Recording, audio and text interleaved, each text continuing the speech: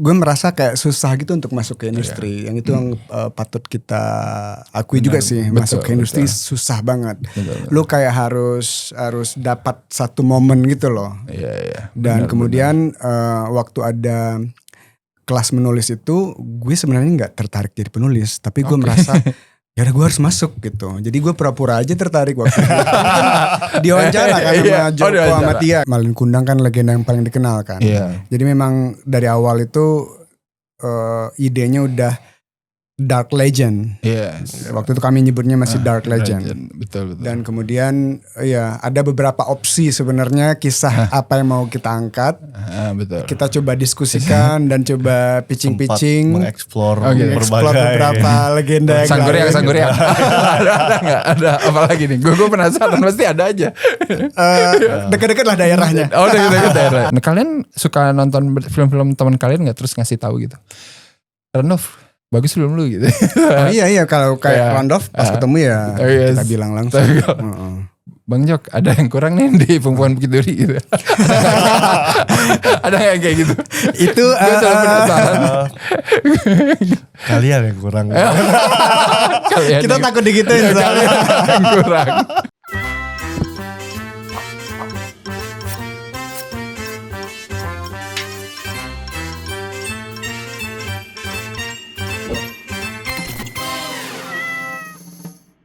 Halo Sinekrip, balik lagi bareng gue Arya. Dan kali ini gue kedatangan 2 orang sutradara spesial yang karya-karyanya harus kita ulik sekarang ya. Apalagi kalau bukan satu karya. Oh iya, udah langsung nongol aja nih suaranya ya. Langsung aja kita sambut. Ada Rafki Hidayat dan Kevin Raharjo. Halo. Gila. Terima kasih. Thank you. Buat yang fans aja ya. Jangan selalu menonton Sinekrip. Jangan digituin dulu. Jangan dibegitukan dulu. Selamat buat film terbaru kalian yang akan tayang ya. Berjudul Legenda Kelam Malin Kundang. Betul? Benar. Buat yang nonton Sinekrip pasti udah tahu lah ya. Ini adalah film terbarunya Kamensi Pictures yang dinahkodai oleh Jokan dan ini 2 nahkoda lainnya ya. Di bioskop 27 November. Biar inget langsung ya. Tapi tenang aja, video ini tayang biasanya besoknya tayang filmnya. Agak kilas balik gitu ya. Gue dulu tahu Mas Rafki itu ada satu film asik yang gue tonton, yang doi tulis. Tentu saja adalah Kafir. Bener ya? Gue masih ingat lah skornya berapa di sini. itu salah satu film yang low-key gue suka loh, men. asli. Alhamdulillah.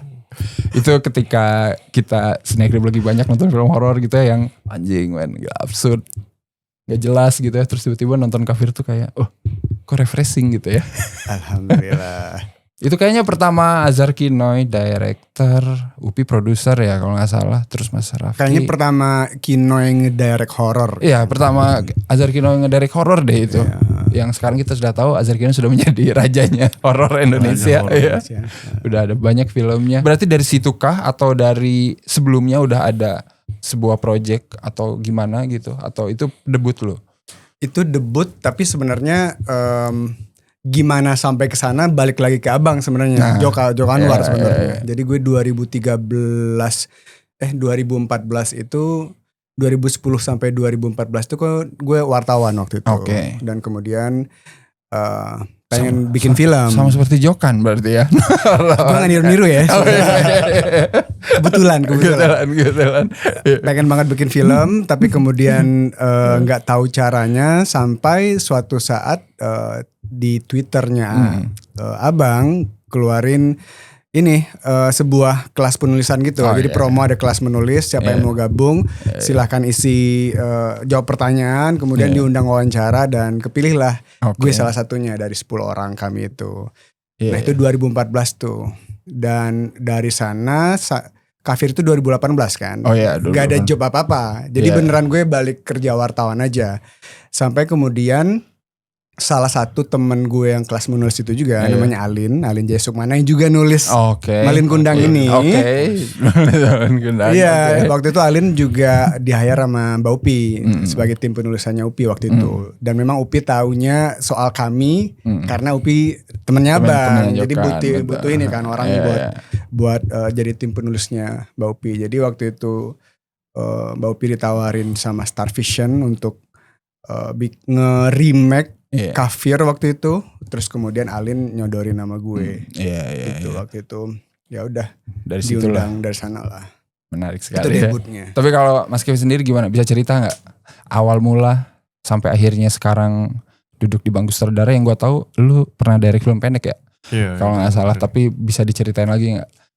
Ya gue mulainya itu dari bikin film pendek ya waktu kuliah.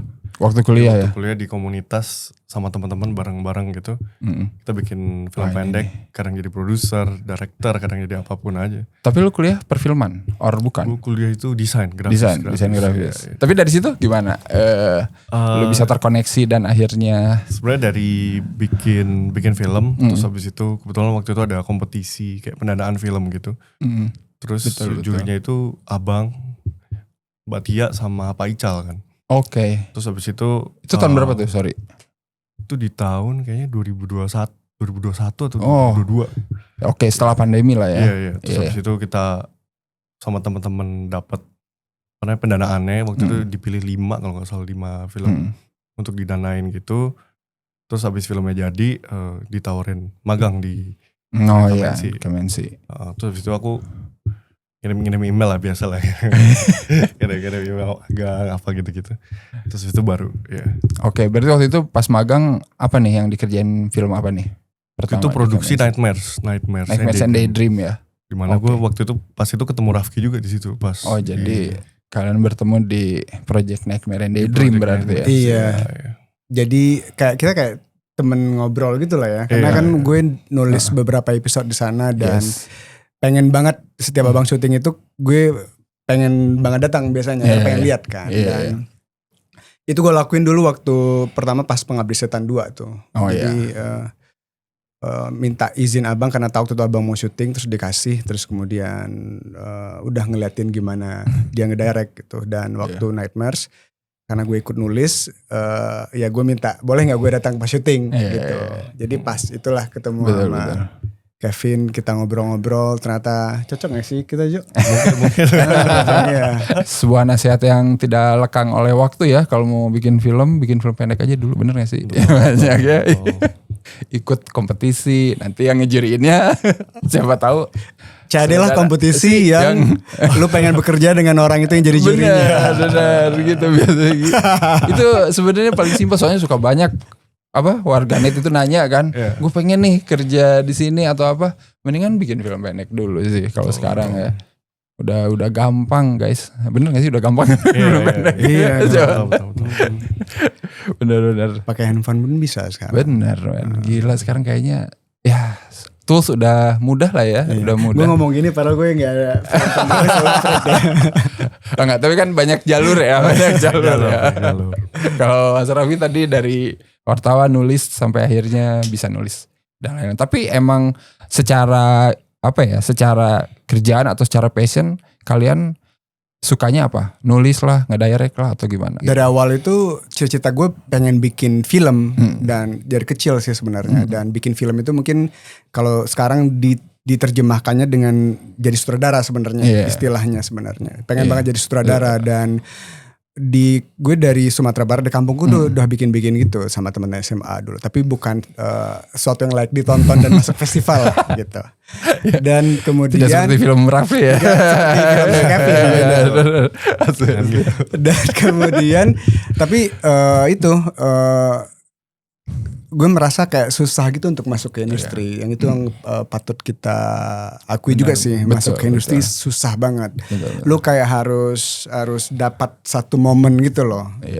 Dan kemudian waktu ada kelas menulis itu, gue sebenarnya nggak tertarik jadi penulis, tapi gue merasa ya udah gue harus masuk gitu. Jadi gue pura-pura aja tertarik waktu itu. Diwawancara kan sama Joko sama Tia kan. Oh jadi itu yang diseleksi gitu ya, diseleksi gitu ya. Tanya ini itu dan ya gue pura-pura mau nulis aja. Tapi kemudian skenario itu penting loh karena itu kan separuh film loh. Oh gue tulang punggung. Tulang punggung ya. Dan gue merasa bersyukur ikut kelas itu sekarang. Karena kalau misalnya suatu saat lu pengen bikin film lu bisa bikin skrip lu juga gitu loh. Dan itu kayak wah gue merasa bersyukur sih ikut kelas itu waktu itu. Benar. Meskipun dimulai dengan pura-pura. Ya, kita harus fake it till make it. Make it. Tapi kalau Kevin gimana? Lu passionnya lu di directing juga? Ya pasti dong. Soalnya kan pas di awal pengen bikin film. Pas waktu bikin film pendek selalu menyutradari filmnya either menulis atau enggak. Tapi tetap tertariknya di situ. Buat kalian berdua gitu ya. Nah sekarang kan berarti ini project film panjang pertama kan ya. Bisa dibilang ya film panjang pertama. Terus kalian duet nih. Ini kan jadi menemukan hal yang baru lagi ya gitu. Maksudnya biasanya kerjaan sutradara sendiri. Sekarang berdua gitu bareng-bareng. Itu gimana tuh proses kalian bekerjanya gitu. Buat bikin film ini. Apakah kalian masih saling gontok-gontokan gitu misalkan ini part gini harusnya begini bro gitu atau gontok-gontokan. Oke. Gontok-gontokan tapi yang kita merasa bersyukur itu adalah kita gontok-gontokannya sebelum syuting. Ya benar. Jangan pas syuting ya. Karena gue udah ngebayangin tuh gue orangnya agak cukup overthinking ya dan konflik itu gue nggak suka banget. Jadi pas di awal-awal udah ngobrol sama Harjo tuh, gue manggil dia Harjo, Kevin Harjo. Ngobrol sama Harjo bahwa segala hal yang bakal berpotensi bikin syuting ribet kita harus beresin gitu. Kita harus satu visi dulu gitu karena syuting days kami cuma 16 hari. Pendek banget sebenarnya. 16 hari ya. Cuma 16 hari dan ini film pertama kita pasti beban dengan Come NC dengan standarnya yang tinggi kayak gitu, dengan pemain-pemain yang bagus-bagus seperti ini, dengan tim yang semuanya pernah bekerja dengan Abang. Jadi ekspektasinya untuk kita kan pasti tinggi kan, kita juga naruh ekspektasi tinggi ke diri gitu. Jadi kita nggak ingin berantem saat syuting dan Abang juga nasihati itu. Jadi semuanya itu kita harus beresin gitu. Jadi pas prep kita udah diskusi dari semuanya lah, dari hal-hal yang berpotensi untuk apa sih yang berpotensi? Gue penasaran. Karena dua orang kan, dua kepala kan, pasti beda kan. Apalagi kalau filmmaker tuh pasti punya kemauannya masing-masing kan. Ini sebenarnya yang pengen gue tanya ya dari judul Malin Kundang ini developnya gimana sih dulu gitu? Gue penasaran sih. Sebenarnya waktu itu penasaran gue ini. Setahun lalu ya, tengah tahun Abang punya ide kalau misalnya kita mau mereinterpretasi legenda-legenda di Indonesia ya. Tapi waktu itu kita adalah ya sempat diskusi. Terus habis itu kepikiran Malin Kundang adalah ide yang paling baik ya, yang paling oke lah. Iya, karena Malin Kundang kan legenda yang paling dikenal kan. Jadi memang dari awal itu idenya udah Dark Legend. Waktu itu kami nyebutnya masih Dark Legend. Betul. Dan kemudian ya ada beberapa opsi sebenarnya kisah apa yang mau kita angkat. Betul. Kita coba diskusikan dan coba pitching-pitching. Mengeksplor beberapa legenda. Sangguriang. Ada apa lagi nih? Gue penasaran, pasti ada aja. Dekat-dekat lah daerahnya. Dekat-dekat daerah. Oke, daerahnya. Iya. Tapi kemudian kita balik lagi, Malin Kundang udah ada di awal. Dan kemudian setelah nge-explore kemana-mana kita balik lagi ke Malin Kundang sih. Karena memang legenda yang paling dikenal, yang sekali sebut aja orang kayaknya di Indonesia tahu ceritanya apa. Dan kemudian permasalahan ibu anak ini semua orang bisa relate. Benar. Yes, dan karena Kamensi pasti tidak cuma ibu dan anak, pasti ada sesuatu ya. Cuman gue suka gitu, maksudnya gimana? Oh iya ya, Malin Kundang kan bisa bisa direpresentasikan bukan anaknya doang yang durhaka ya. Gimana kalau anaknya lupa gitu, atau atau mungkin itu bukan ibunya gitu kan? Gue pernah tahu gitu ya. Jadi kayak ada banyak hal yang bisa dieksplor gitu dari cerita rakyat kayak gitu. Dan bener sih kayaknya kalau ini bisa ditonton banyak orang kayaknya nanti banyak yang ngikutin sih. Gue yakin. Biasanya trendsetter biasanya. Bener gak sih? Semoga sih. Karena kan misalnya ini banyak yang ikut kan juga bagus juga sebenarnya. Iya. Legenda-legenda yang Diulik lah, udah dicari. orang kan malu kan cerita soal anak-anak zaman sekarang kan. Iya, Mungkin ini bener. bisa jadi Bener. tren baru Kayaknya nih. harus ada tren baru nih. Selain horor dari tren viral ya, kita harus coba bangkitkan. Tapi buat kalian sendiri sebenarnya ekspektasi kalian apa sih buat film ini gitu, terutama buat nanti yang nonton sih. Coba Mas Kevin, mungkin sesuatu yang Ini berat sih pertanyaan kita harus pandang-pandangan. nggak, gue santai aja, nggak usah yang berat juga jawabnya. Gue nggak muluk-muluk ya, gue cuman ingin penonton bisa menikmati sih dan terbawa sih dengan karakternya. Karena gue merasa yang gue nikmati dari nonton film itu adalah ketika lu lihat, lu engage dengan apa yang terjadi, lu root sama karakternya, dan kemudian gue pengen setidaknya hati gue tersentuh dalam bentuk apapun itu, sedih, marah, apapun itu gitu. Dan itu aja udah, seandainya penonton merasakan itu udah cukup bagi gue. Tapi kalau kemudian ini lebih besar lagi dampaknya, membuat kemudian orang-orang lebih aware sama banyak cerita rakyat. Kalau Kevin gimana? Sama. Sama aja nih, cari aman Kevin.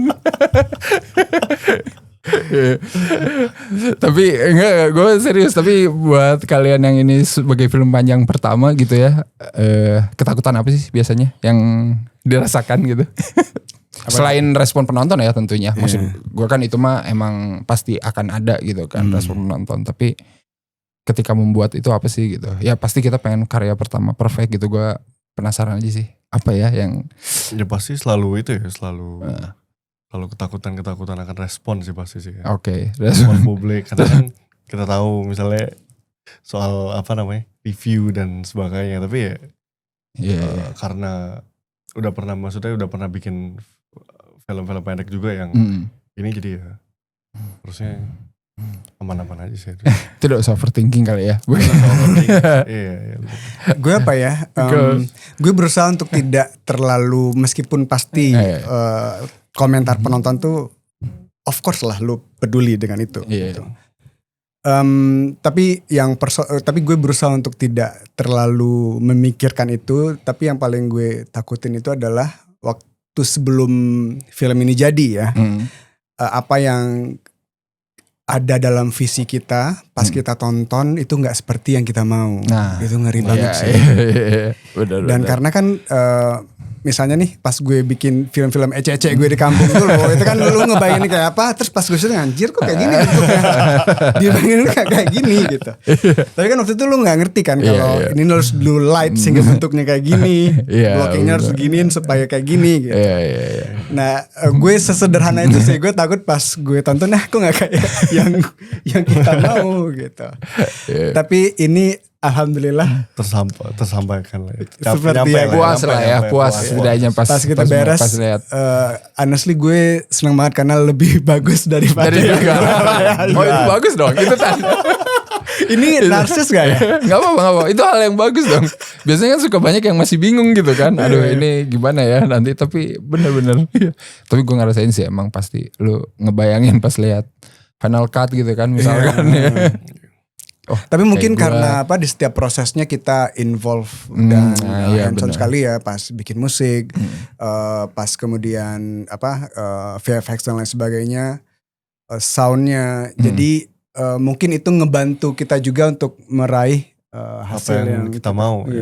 Oke, benar-benar jadi benar-benar full control lah ya. Ya itu senang sih karena di Kamensi juga abang apapun kita selalu harus in charge gitu. Dan gue merasa kami orang-orang baru ini seneng banget dikasih kesempatan kayak gini oleh PH dan orang seperti abang gitu. Tapi kalau ngomongin keterlibatan Bang Jokan sendiri gimana nih untuk film ini gitu? Apakah Bang Jokan selain mengawal film ini dari awal sampai beres gitu proses produksinya, ada hal-hal lain gak yang dilakukan biar bikin film ini lebih tajam gitu selain menjadi head of digital marketing dari Kamensi Pictures ya? Sorry ya Bang, udah dikasih tahu Bang. Apa gitu keterlibatan yang mungkin ngasih insight kah atau gimana gitu? Atau emang semuanya kata Bang Jokan udah lu aja, gue lihat aja nanti gitu terakhir. Abang tuh nyaran ke kita, tapi yang kita senang itu adalah kita harus presentasi dulu. Oke. Jadi cara abang menjaga itu bukan dengan kemudian pas syuting dia ada sama kita gitu, karena lu pasti terganggu. Oh iya benar.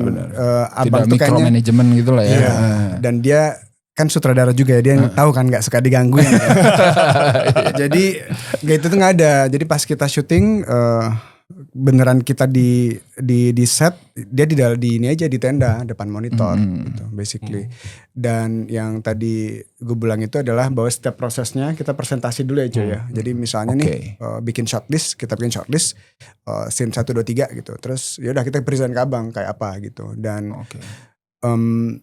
ya berjalan lancar, dan di beberapa hari sebelum syuting kita juga present shortlist kita ke Pak Ical dulu, karena kami kan harus bikin video board.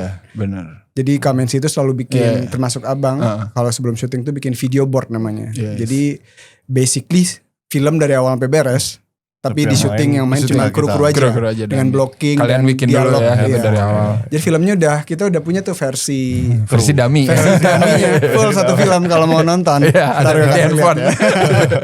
Tapi jadi, bingung. Biar produser kebayangkan filmnya kayak apa gitu. Dan abang tuh ngelakuin kayak gitu. Yang gue lihat adalah dia ngelakuin seperti itu supaya pas syuting mempermudah. Benar. Gak bingung lah ya, udah tahu. Udah langsung, yang udah mau bisa langsung loncat-loncat aja. Udah shot 1, 2, 3 langsung. Gak terlalu banyak diskusi lagi sehingga pas syuting kami fokus ke pemain, ngedirect pemain gitu. Karena 16 hari syuting, balik lagi ke sana harus efisien ya. Dan kita nggak mau overtime. Jadi meskipun cuma 16 hari syuting, kita nggak ada overtime. Pas nih ya. Dan selalu sehat ya maksudnya. Selalu sehat. Kayak jam 8 malam, jam beres 9 udah beres. Ini baru nih. Cuma 16 hari syuting loh. Iya, ini baru lingkungan kerja yang diinginkan semua filmmaker kali ya. Tapi prepnya gila-gilaan. Karena dalam sebulan lu harus dapetin semua shortlist lu harus bikin video board lu harus edit video board lu. Dan sembari juga dengan head of department kita ngobrol terus kan, diskusi terus kan. Gue ingat aja waktu kemarin Pengepungan Bukit Duri ngeluarin BTS, kan Bang Jokan ngeliatin ini tempat syuting, ada ininya apa namanya, ada papan mau kesini kru kesini, wih rapi amat. Kayak pasti gue yakin kultur itu terus dibawa gitu ya di semua produksi Kamensi Pictures gitu. Jadi udah gak karena basically mereka semua, cuman kita aja tambahan 2. Ini 2 ngikut aja. Abangnya diganti, kita masuk. Tapi kalau dengan proses syuting kayak gitu, apakah ketika di set kalian masih ada sesuatu yang diimprove gak? Maksudnya kayak kayaknya ini bisa deh lebih oke gitu, dibikin kayak gini. Itu selalu ada ya improvement gitu ya. Ada. Karena banyak hal yang spontan terjadi ya, bahkan hal-hal yang nggak kita mau, misalnya hujan atau apa gitu. Itu tuh yang ini ya, yang simpelnya aja. Kita harus tweak untuk bisa mengakomodasi situasi itu gitu. Dan ya ada aja ya, karena kadang yang baru-baru yang nggak kita rencanain itu malah jadi justru menambah value ya sebenarnya. Iya, benar. Ngerespon lokasi, ngerespon cuaca juga ya. Oke. Jadi persiapan itu tuh cuman untuk ngejaga yang gede-gedenya aja, tapi kayak improve kecil itu pasti selalu terjadi lah ya. Ya. Yang penting tidak terlalu melenceng lah ya dari plan pertama gitu. Oke juga nih. Menarik. Ini tuh gue tuh nggak mau ngomongin cerita Melin Kundang lebih dalam, tahu spoiler aja sebenarnya gue. gue paling kesel gitu kalau. Iya, karena kami juga jawabnya harus mikir dulu ini. Iya. Berbahaya soalnya. Tapi ini ngomongin syuting film panjang, ini genrenya, wah ini menarik ya, ada misteri, thriller, mungkin sedikit horor gitu. Kalau kalian sendiri sebenarnya senangnya itu genre apa sih? Penasaran gue gitu. Sejak awal misalkan menekuni filmmaking sebenarnya kayak Kevin lu sukanya tuh lu sebenarnya bikin apa? Kayak dulu film-film pendek lu apa? Lebih kemana? Lebih ke drama sih. Lebih ke drama. sih. Ya. Tapi secara perkembangan zaman gitu lu sukanya apa? Gue selalu penasaran sih. Itu 10 film favorit yang di story lu itu genre semua, Jo. Ya, pasti ada lah. Ya, pasti ada kecenderungan lah. Drama, Iya. tapi emang kecenderungannya sih emang suka film-film misteri, thriller gitu lah ya pasti. Iya. Nah, Rafki juga berarti horor nggak? Karena lu nulis pertama film horor? Karena atau enggak? Atau itu cuma sebagai Gimana ya? Kadang gue bingung kalau ditanya itu karena kayaknya nonton film semua itu tuh bisa menarik sebenarnya ya. Gue nggak ada spesifik yang dan gue bukan karena nggak mau ngejawab gitu. Memang betul. Iya, gue drama suka, gue horor suka. Dan ya nggak ada spesifik sih selama itu menarik. Gak menarik ya? Itu menarik. Kalau di bioskop juga kita kan nonton juga sebenarnya apa yang menarik aja. Misalnya menarik, benar. Filmnya Paul Thomas Anderson. Ya kita semangat nonton itu. Kita semangat nonton itu. Kita nonton ada Weapons keluar. Kita semangat nonton itu. Kita kayak gak ada spesifik jadi gitu. Betul. Ya, asal bagus. Asal bagus aja ya, benar-benar. Mungkin bukan kecenderungan sukanya apa ya. Tapi genre apa yang menurut kalian susah diuliknya gitu? Apakah ngulik film Malin Kundang ini susah gitu? Ketimbang lu bikin drama misalkan dulu di film pendek gitu, atau Rafki nulis horor misalkan gitu. Malin Kundang susah karena misteri dan kemudian banyak hal yang lu baru pelan-pelan tahu bersama dengan filmnya berjalan. Dan itu sih susahnya karena kita harus ngasih lihat penonton di satu scene cukup untuk mereka mengikuti cerita, tapi juga ada hal lain yang tersembunyi di situ yang kemudian akan berguna di suatu momen lagi di depan gitu. Jadi itu yang ribetnya tapi menarik sebenarnya. Di sini kan kalian beneran full misteri. Cuman gue penasaran apakah nanti akan ada akan ditunjukkan sesuatu gitu ya, penampakan kesukaannya warganet. Enggak kan ya? Enggak akan ada. Enggak, ini bukan film. Nah, betul. Jadi tenang teman-teman. Enggak ada. Gue jadi hati juga. Enggak, bukan penampakan. Bukan penampakan. Lu memikirkan yang gue pikirkan ya. Iya. Bukan penampakan. Iya, ini enggak. Biasanya kalau warga kita itu nonton film tuh, aduh mana nih ya. Oh tapi banyak hal menegangkan terjadi. Mungkin beda. Betul. Yang Thrilling. Cerita rakyat dibikin thriller kan kapan lagi bro, gitu ya. Drama udah banyak, horor ada. Nah, sekarang waktunya yang berbeda. Yang mainnya Rio Dewanto lagi, gue pikir ini modus anomali 2. Agak-agak kesana. Atau dibahas teori-teori. Apa aja sih teori yang banyak orang yang ini jangan-jangan ini ya prequelnya ya, sequelnya ya. Kan suka gitu ya disambung-sambungin. Tapi seru loh kayak gitu. Iya. Sering gak sih kalian ngikutin teori-teori liar gitu di internet? Kayaknya itu di komen-komen ada yang teori apa ya? Teori ini berhubungan sama Batman atau apa kayak. Oh iya. Serius loh ada. Gimana coba diceritakan. Gue lupa juga sih, tapi kayak ada lah. Oh, terus beberapa orang yang bilang gitu terus kayak gimana sih lu? Gimana? Masa nyambung-nyambungnya ke sana. Nah, tapi balik lagi ngomongin genre film nih ya. Tadi kalian kan suka nonton apa aja gitu kan. Dan semua film apa aja yang oke pasti kalian tonton. Cuman influence paling besar kalian apa sih bikin film ini misalkan? Jadi beberapa influence yang kita nonton bareng dan suka waktu kita ngobrol persiapin Malin Kundang ini ada beberapa diantaranya Jacob Slater. Oke. Influence Bang Jokan juga tuh kayaknya. Iya ya kayaknya. Iya benar. Nocturnal Animal. Oke, menarik sekali. Spider. Oke. Spider. Cronenberg. Oke, yang Rob Fiennes itu ya. Iya. Oh, oke. Menarik juga. Jangan kita sebut itu tuh berbahaya nih. Spoiler gak ya? Enggak lah. Enggak ada reference. Mood ya. Spoiler without context. Kalau kata ini di medsos ya. Menarik ya. Beda semua ya. Ya maksud gue. Dan honestly pas beres, filmnya beres, ada orang-orang yang nyebut agak-agak David Lynch ya. Lyncian. Waduh gila. Itu orang yang sebut ya. Jadi kita juga ya gitu. Kita udah pertontonkan ke beberapa pihak sih, pihak bioskop sama ya. Wah teman gue suka nih pasti nih. Dia penggemar Lyncian family.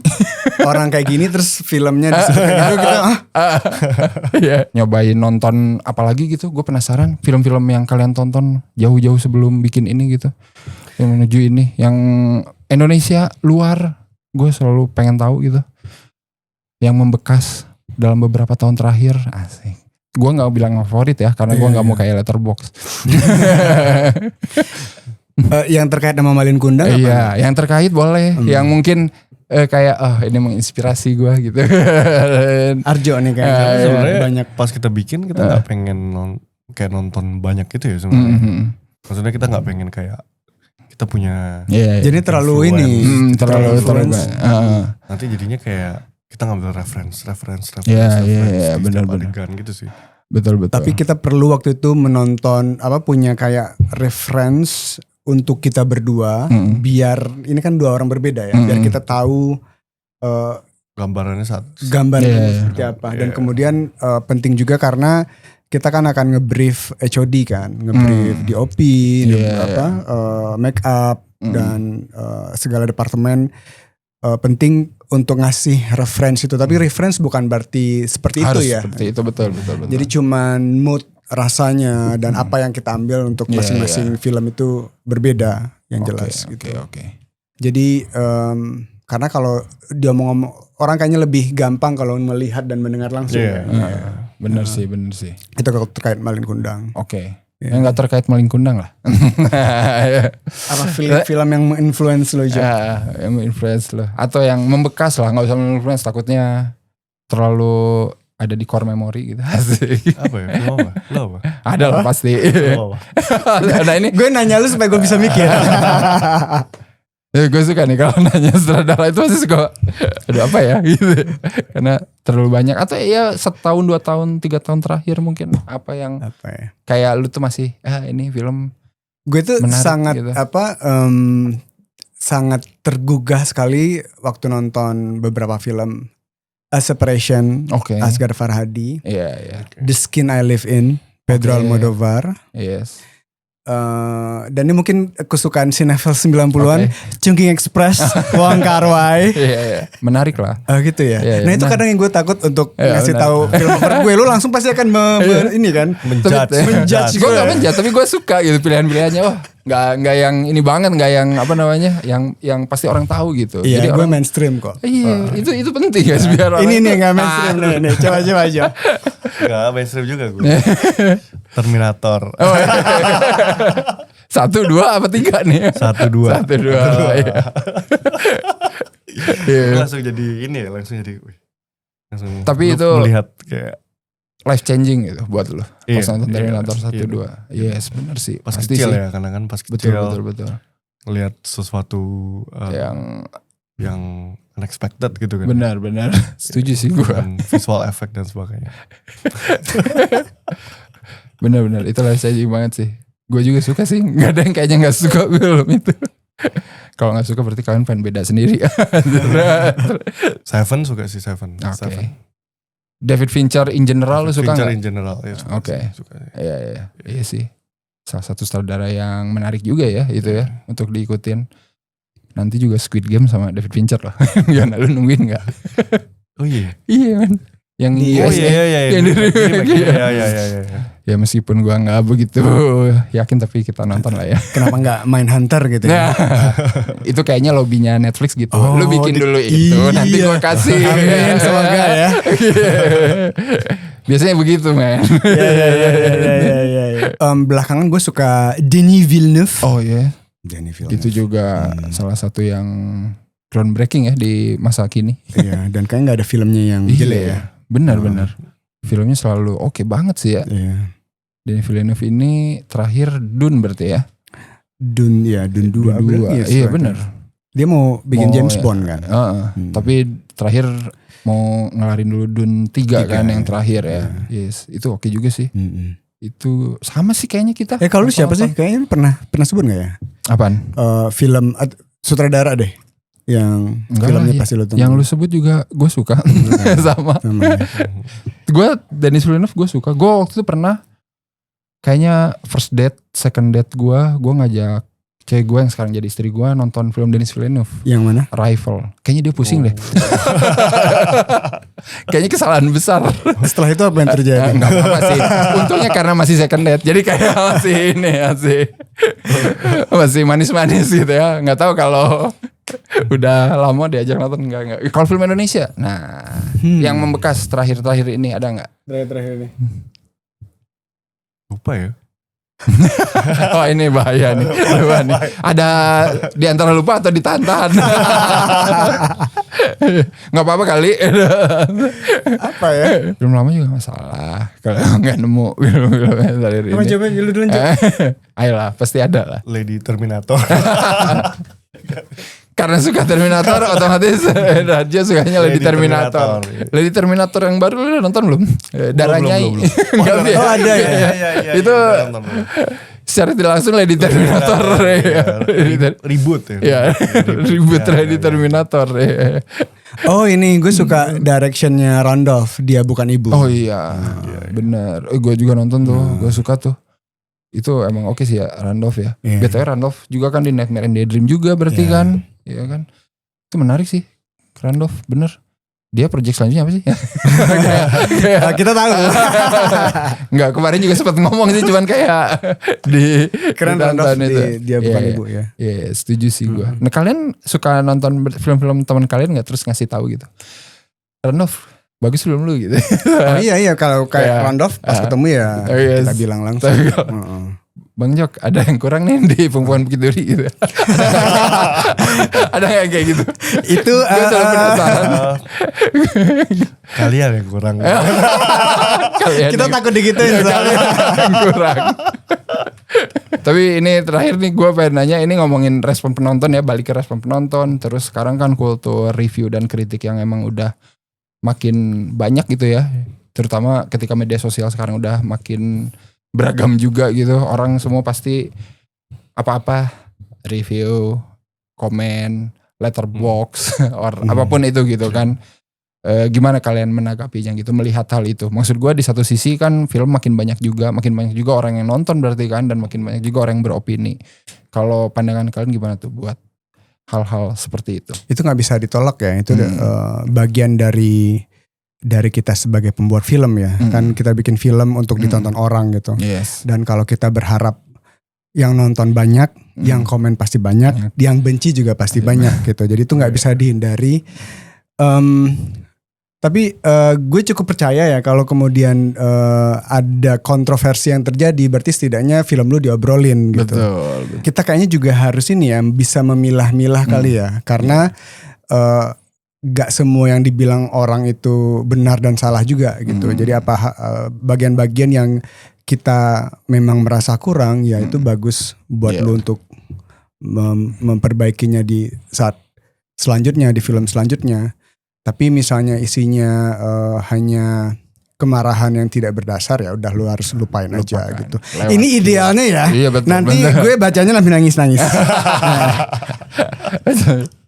Oh my god. Kenapa begini? Gimana kalau lu menanggapi hal-hal kayak gini? Maksud gue sejak lu bikin film, dari era lu bikin film pendek gitu sampai sekarang, mungkin lu kan ngelihat sendiri. Letterboxnya banyak loh ini. Nah, letterboxnya apa? @Kevin Harjo. Iya.